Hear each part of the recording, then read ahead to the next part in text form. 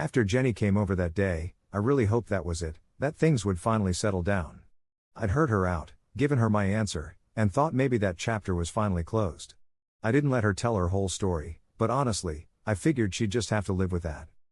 But less than a week later, my mom started back up again. By this point, I wasn't answering the phone, so it was all voicemail. "She's truly sorry, Nick.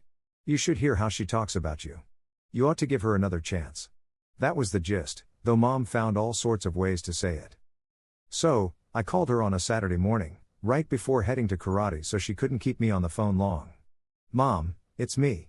Please listen, okay? I am not getting back together with Jenny. That chapter is over. Just thinking about her, talking about her, or seeing her only makes me feel worse. You're my mom, you're supposed to be on my side, right? So, please, just don't bring up Jenny anymore." There was this long pause, then she finally said in this kind of wounded voice, "Of course I'm on your side, Nick. It's just that Jenny is so." "Gotta run, Mom, bye." I jumped in and hung up before she could start again. My mom was never going to let this go. That next week was actually pretty good, mostly thanks to karate. I was gearing up for an amateur tournament in Columbus, so I stayed after class every night for extra training, and my instructor really worked me hard. I'd come home worn out but satisfied, eat dinner, watch a game with Davis or read a book, and then call it a night. Then, on Saturday, I got home from karate around 2 o'clock in the afternoon and saw Angela, Jenny's friend, sitting on my front steps. For a split second, I thought about driving right past, but then I figured, you can't dodge everyone forever. She greeted me with a big smile as I walked up. "Hey, Nick, buy a girl a beer?" "Sure, Angie, if you don't mind hanging out with a sweaty guy." She grinned. "I think I'll manage." So we went inside, had a cold beer, and just chatted about life. Like I've said before, I always liked Angela. She's pretty much the opposite of Jenny, shorter, curvier, brunette, but just as outgoing and fun. Back in the early days, Jenny and I had joked that maybe Angela and Davis would hit it off, but it never went that way. They liked teasing each other, but they never dated. Honestly, I didn't mind Angela's company, she was good fun and easy to talk to. Still, I kept waiting for the catch. There was no way her visit wasn't somehow tied to Jenny.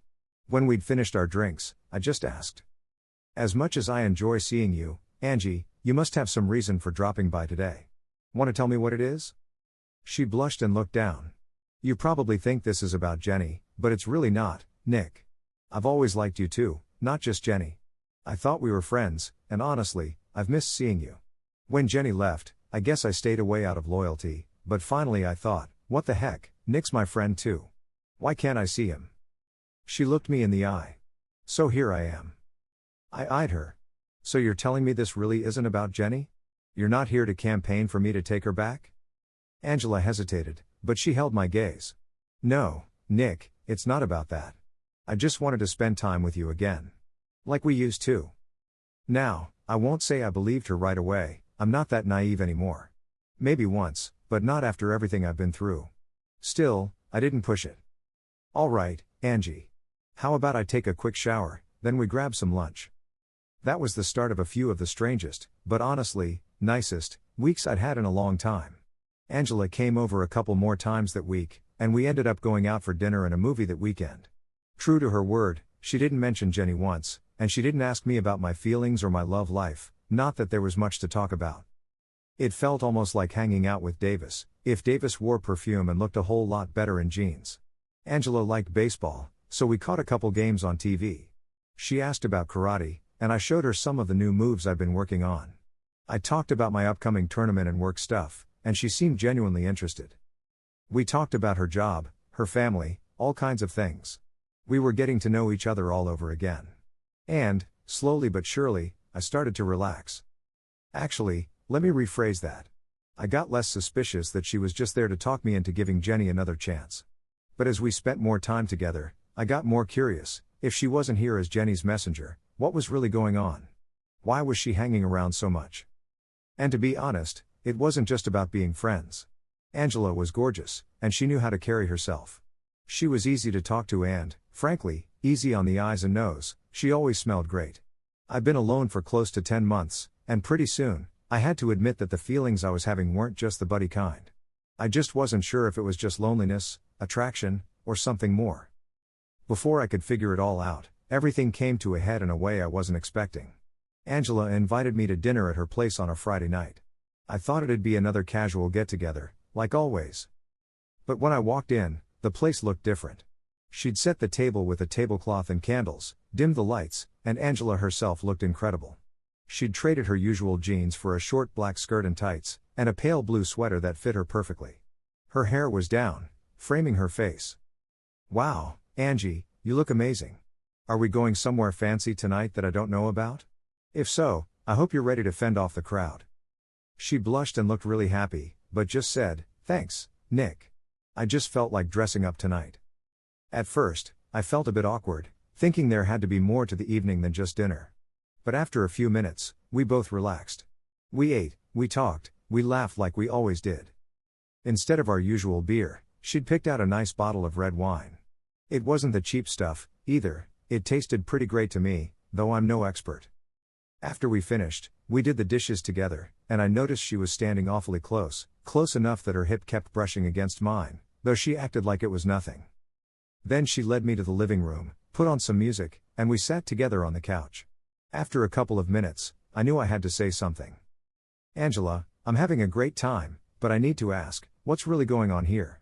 We've been hanging out like friends, but tonight feels different." She stopped me with a finger to my lips. "Don't talk, Nick. Just let things happen. I've been waiting a long time to do this." She looked nervous but determined, and then she leaned in and kissed me, softly at first. It caught me off guard, but it was a sweet, genuine kiss, and I didn't rush to end it. She pulled back and gave me a shy smile, then leaned in again for another.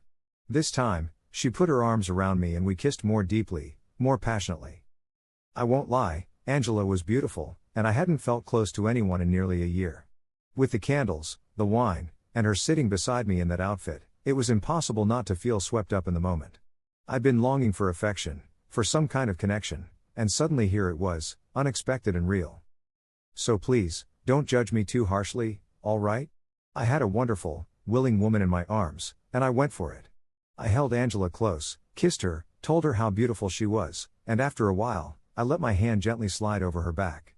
I could feel her responding, breathing deeply and leaning into me. As things started to heat up, I slipped my hand a bit further, brushing softly over her side, and she pressed closer, making it clear she was enjoying it as much as I was. Before long, we'd shifted positions and were basically stretched out together on her couch, with Angela on top of me, both of us lost in the moment. I ran my hand along her thigh, tracing circles under the hem of her skirt.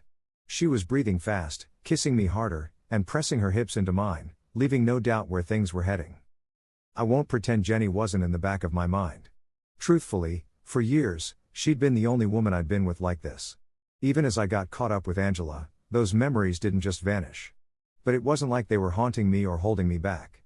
For once, my attention was really on someone new, and I was happy about it. I was ready for whatever came next, whether that meant moving things to the bedroom or staying right there on the couch. But then, out of nowhere, Angela suddenly pulled away. Her eyes were full of tears as she sat up and looked down at me. Before I could even say a word, she jumped to her feet and said, "Nick, I'm so sorry, I just can't do this right now." I was totally confused and worried I'd done something wrong, so I stood up and tried to comfort her, wrapping my arms gently around her shoulders. "It's okay, Angie," I said softly. "Maybe we just got carried away too quickly." But she shook her head, stepping back. "No, Nick, it's not you. It's not anything you did. It's just me, I never meant for this to happen." Then she broke down crying, covering her face with her hands and sobbing right there in the middle of the room. I tried once more to go to her, just to offer some comfort, but she shook her head even harder and ran off to the bathroom, locking the door behind her. I stood there, not knowing what to do.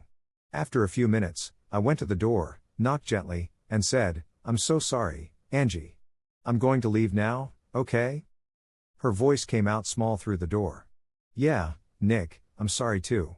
It's all my fault." Still not understanding what went wrong, I grabbed my coat and went home. Later that week, I was sitting with Davis in my living room, telling him the whole story. "I don't know, man," he said, scratching his head. "None of it makes much sense to me either. She didn't give you any kind of explanation?" I shook my head. I keep thinking maybe things just moved too fast, or maybe she feels like she's betraying Jenny.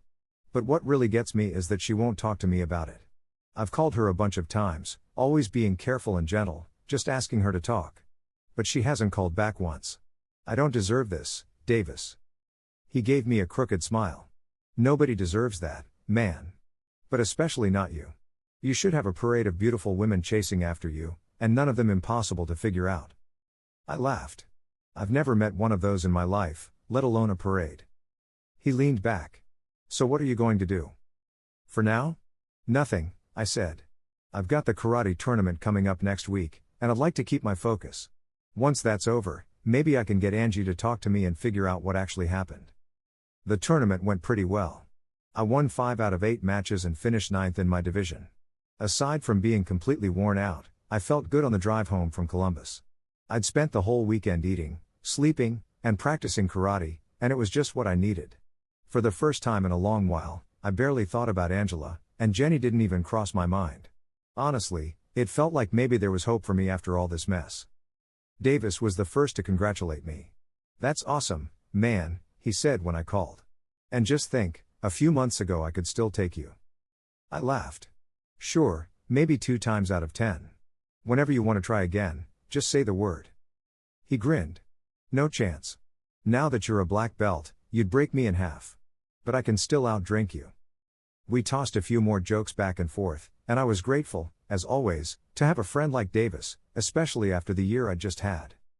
A couple of days later, I decided I'd had enough of waiting. After work, I drove over to Angela's place.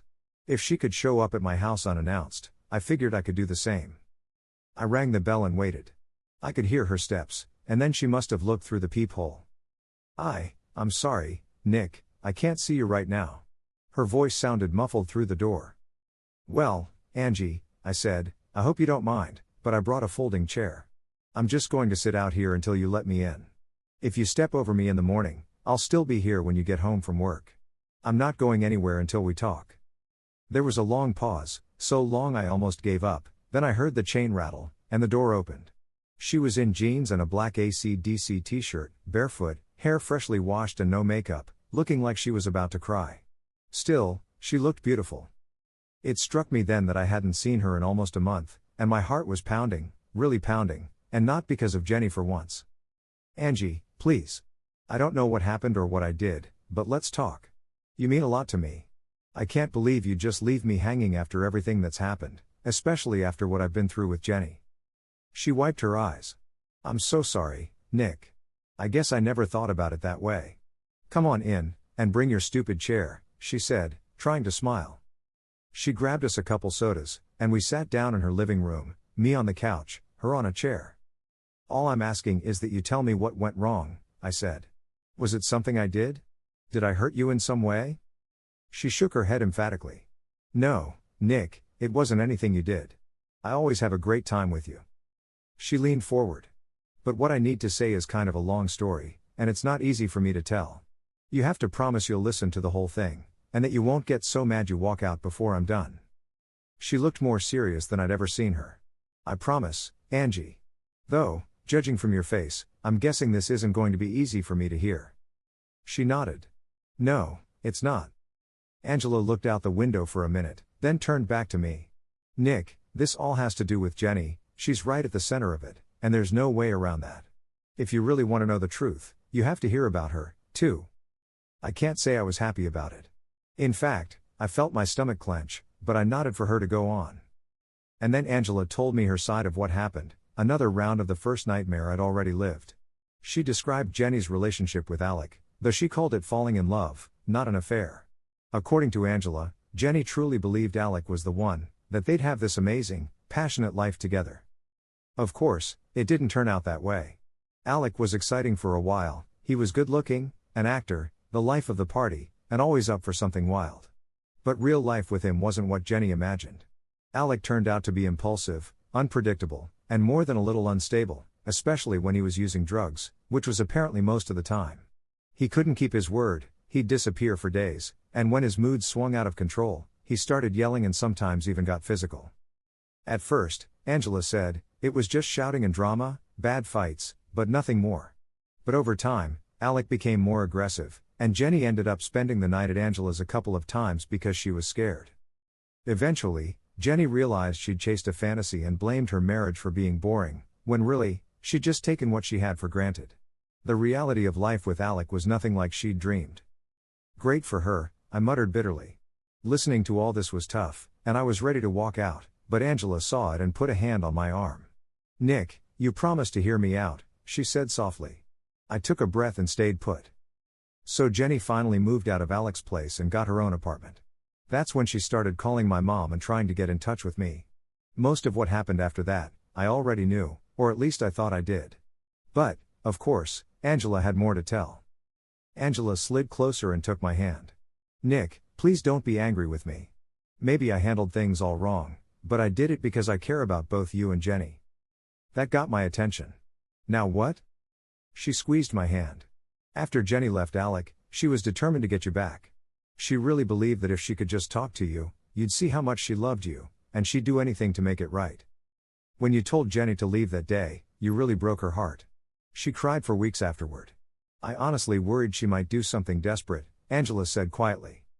For a split second, a dark thought flashed through my mind. Part of me almost wished Jenny had disappeared from my life for good. But I knew that if she'd actually hurt herself, I'd have carried the weight of that guilt forever, even though none of it was really my fault. I realized, in a twisted way, I was grateful she'd spared me that pain.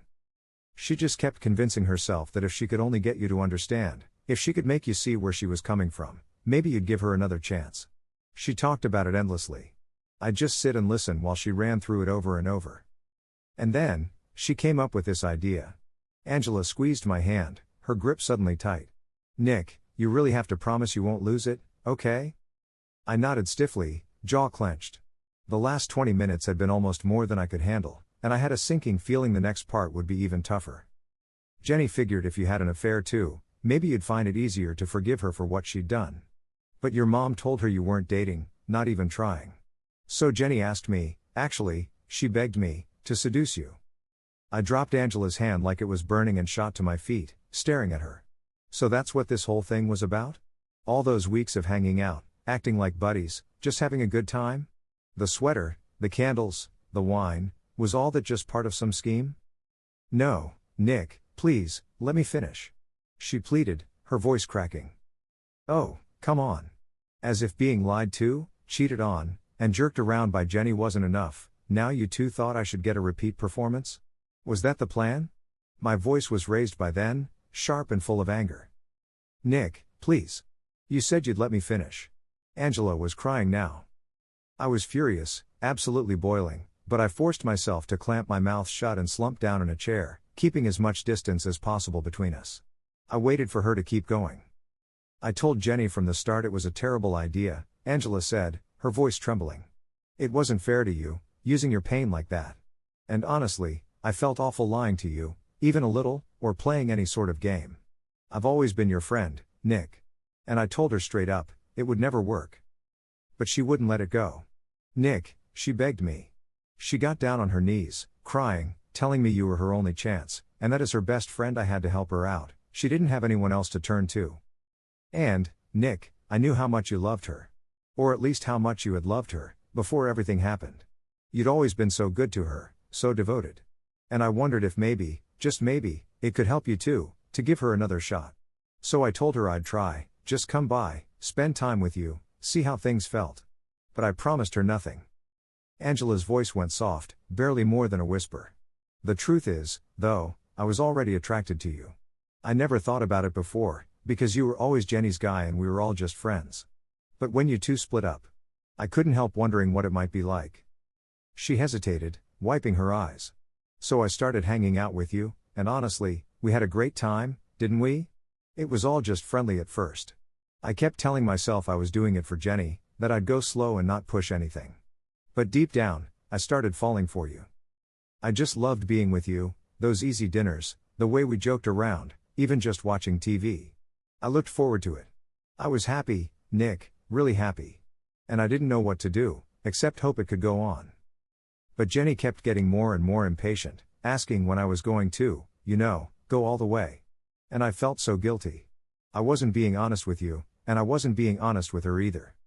The worst part was, if we actually did sleep together, I knew you wouldn't just go back to Jenny. I was afraid of that, but honestly, I realized I didn't want you to. I wanted you for myself. Angela looked at me, pleading. So there I was, Jenny pressuring me to seduce you, and me wanting you for my own reasons, and you being so genuine and good to be around. I started ignoring Jenny's calls, ducking out of our conversations, because I couldn't face telling her the truth, that I wanted you for myself. It was easier just not to talk to her. That night with the candles and the wine, I'd made up my mind I was going to finally sleep with you. I figured I'd sort out my reasons later. But when we started kissing and getting close, and I felt everything building up inside, I realized I couldn't do it. I wanted you so much, but I knew it wasn't right, not while everything was so messed up and I hadn't been honest with you or with Jenny. So I stopped. We sat there in silence, the room heavy with everything unsaid. Angela cried quietly, and I just clenched my fists, trying to hold myself together. I thought about what Davis would have said if he'd been there, probably something like, "Well, Nick, just when you think you've seen it all." After a few long minutes, I finally stood up. "That's quite a story, Angela. Just another chapter in the saga of Nick Perryman getting jerked around. Isn't there a saying, same story, different day? Feels about right." "I'm sorry, Nick," she whispered, not lifting her head. "Yeah. Me too, Angie."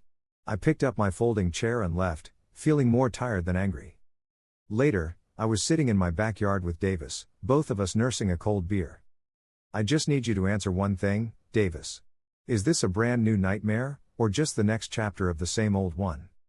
Davis grinned a little. "Depends, Nick. Is what hurts most the Jenny part, her somehow still finding ways to mess with you? Or is it the Angie part, that she deceived you? What if I told you it's both? That's a cop-out. Which one hurts more? Which one keeps you up at night?" I thought about it. Honestly, it's Angie. I hate to say it, but I half expected Jenny to pull something like this. She's always been about what she wants, no matter how she gets it. "My opinion of her morals hasn't exactly gone up lately," I said, laughing a little at myself. "Then it's definitely your third nightmare," Davis said. "The first two were Jenny's doing. This one's on Angie.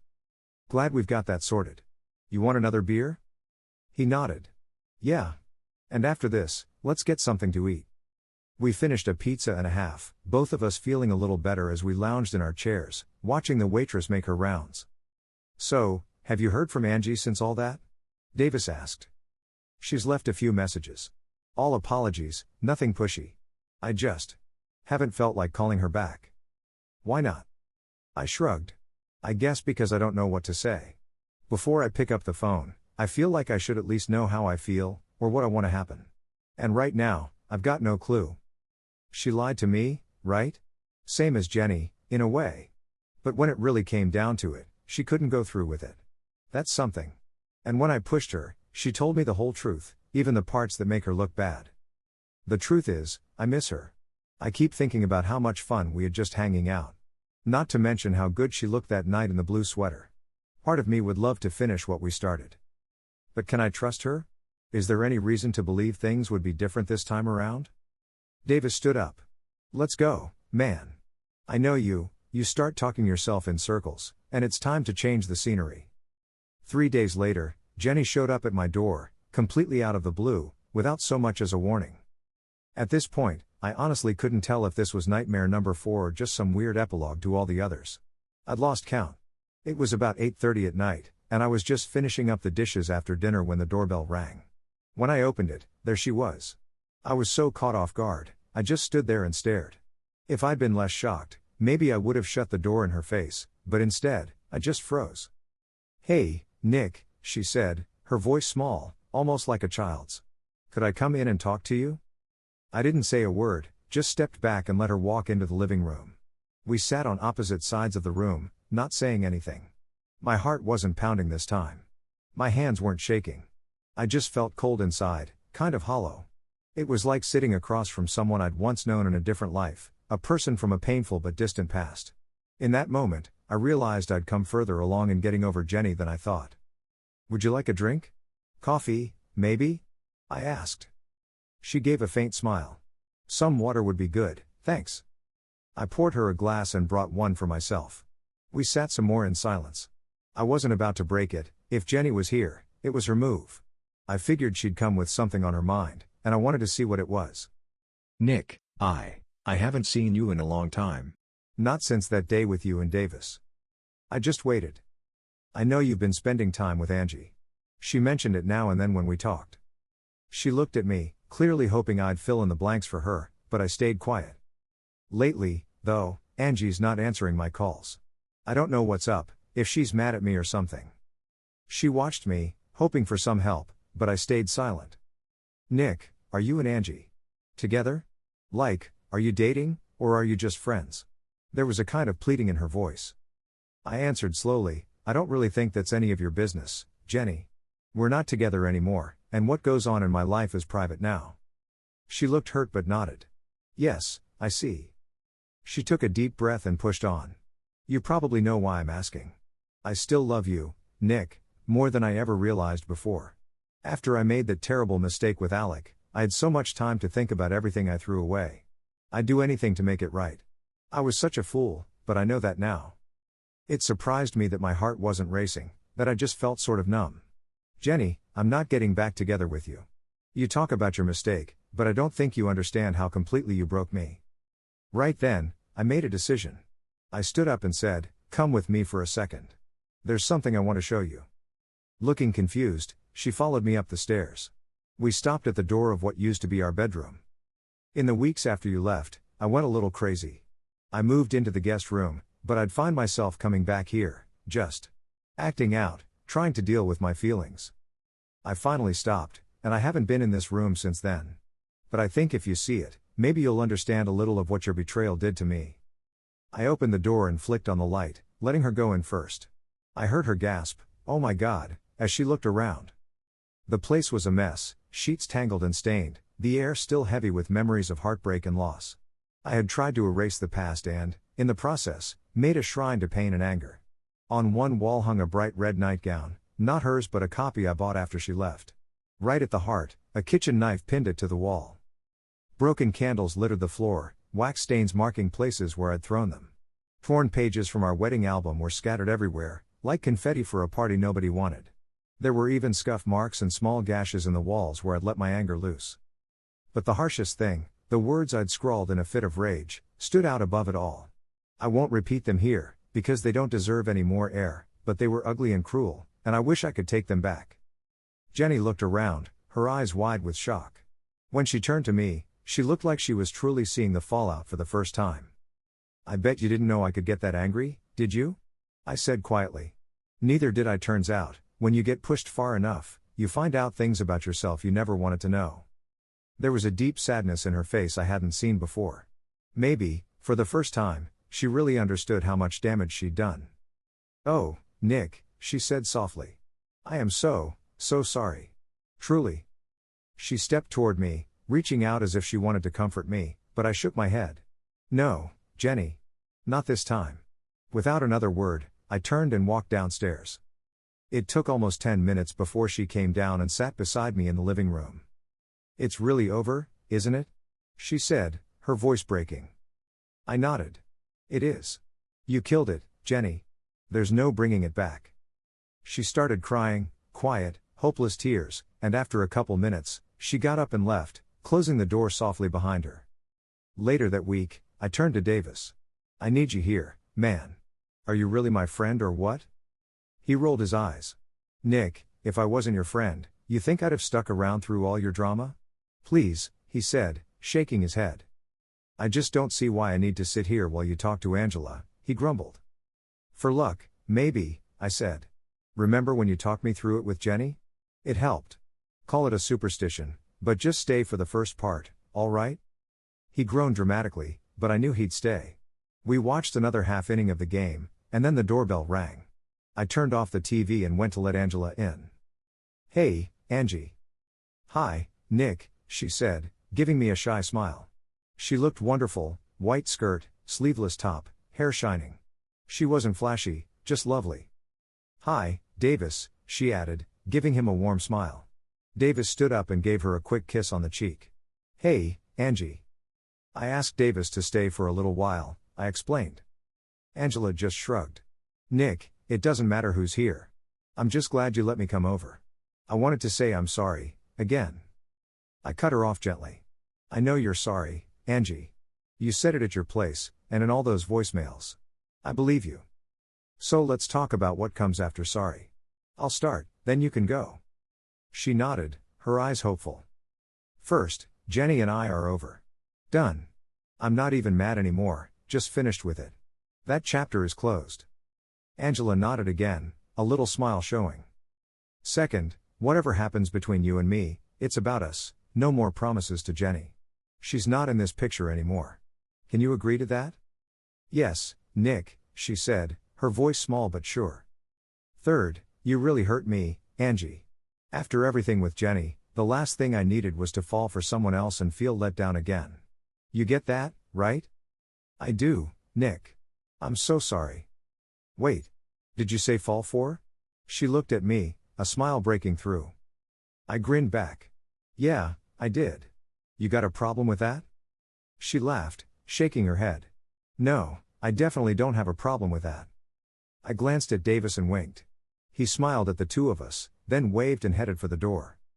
I walked over and gently took Angela's hands, pulling her up. In that case, I think you owe me for that evening we never finished, I teased. She wrapped her arms around my neck and pulled me in for a kiss. It felt honest, new, and full of hope. There was something healing about it, like starting fresh after all the storms. We moved to the couch, still kissing, and before long, the rest of the world faded away. The pain of the past fell away, replaced by something tender and genuine. There was laughter, and happy tears, and the kind of closeness I'd missed for so long. Later, we found ourselves in the kitchen, laughing over a midnight snack, slices of bread and cheese, a bottle of champagne I'd had for ages. Then we made our way upstairs to the bedroom, the one where I actually slept these days. We curled up together in bed, sharing food, stories, and a little bubbly. It felt like a small celebration of survival. That second time together was gentle and sweet, no need to rush, just two people finding comfort and connection after so much hurt. I took my time, making sure she felt cared for and cherished. The way she smiled at me, the way she relaxed and trusted me, made it clear she was happy. And when we made love again, it was as if everything before, the anger, the heartache, the loneliness, finally faded, replaced by something bright and new. For the first time in a long while, I felt like I could breathe again. Angela smiled up at me, her eyes bright. Don't go anywhere, Nick, she whispered, holding me close. I held her right back, finally feeling like maybe the worst was behind me, and maybe, just maybe, something better was finally on the horizon. We made love slowly, savoring every moment, like two people who'd both waited a long time for a second chance. Everything about it felt different from anything I'd experienced in years. The pace was gentle, unhurried, almost like we both wanted to stretch out the time and not rush toward any finish. It brought back memories of how things were at the very start with Jenny, back when we were new and curious and everything felt electric. But this was something else. Angie and I kept locking eyes, sharing little smiles, stealing kisses on the shoulder and the neck, wrapped up in something that felt honest and sweet. All the worries and baggage of the past seemed to fade away for a while. I felt lighter than I had in ages, almost weightless, as if the world outside had stopped mattering. After a while, Angie drew me in close, her hands holding me, her words encouraging and soft. It was passionate, joyful, and when we finally came together, the feeling was overwhelming, leaving us both out of breath and grinning like fools. For a moment, nothing existed except the happiness of that shared space. We lay there for a bit, drifting in and out of sleep, holding each other quietly. It was one of those moments where even silence feels full. Eventually, I propped myself up on a couple pillows while Angie lay half on my chest, idly tracing patterns through my chest hair. You know, Angie, I think we did this a little backwards, I said with a lazy smile. She made a questioning sound, still toying with my chest. I mean, we dove straight into the deep end. Now comes the part where we talk about what it all meant. She tugged playfully at my chest hair, making me yelp, and giggled. Honestly, I don't think it's going to take too long to explain what it meant, at least not for me. Oh yeah? I asked. Still looking down, she said, for me, it means I'm completely smitten with you, Nick. I started feeling that way a few hangouts in, and it's just grown since. If I hadn't promised Jenny I wouldn't get involved, I probably would have pulled you into bed weeks ago. Now she sat up and looked right at me, a little fire in her eyes. I'm not going to come out and say I love you, not because I don't, but because I don't want to scare you away. But you mean a lot to me, and I'm not going to let you forget it. She kissed me, a soft, sincere kiss that spoke volumes. I took a deep breath. My turn, huh? Well, the truth is, I'm really into you, too. But I'm also coming out of a tough, even traumatic, relationship. I'm still carrying some trust issues, if I'm honest. She poked me in the ribs, and I laughed, swatting her lightly on the hip. I get why you did what you did, Angie.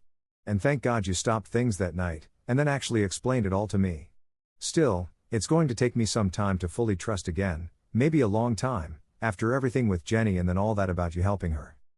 I paused, then said, actually, there's something I want you to see. I got out of bed and reached for her hand, leading her down the hallway, both of us still naked, unashamed and vulnerable. We stopped at the closed door of my old bedroom. In there, you'll find a monument to just how angry and hurt I can get when things fall apart. I want you to understand the mess I've been through, so you know what you're signing up for. I opened the door and let her look, then slipped quietly back to bed to wait for her. A few minutes later, Angie returned, her face serious and her eyes a little misty. She didn't say a word, just climbed back into bed and pressed herself against me as tightly as she could, like she wanted to make sure nothing would ever come between us again. She whispered, "I'm so sorry for what Jenny did to you." Then she pulled back a bit and said, "And I'm so sorry for almost putting you through more pain. I really was afraid I'd lose you over that." "Well, you didn't," I replied, my throat thick. "And if you play your cards right, you're not going to." I pulled her close and kissed her, gently and gratefully. Right then, of course, the phone rang. I groaned and grabbed it. "Hello? Oh, hi Mom. Listen, I really can't talk right now, I'll call you back later." I hung up and gave Angie a sheepish smile. Some moments are too good to let the world interrupt.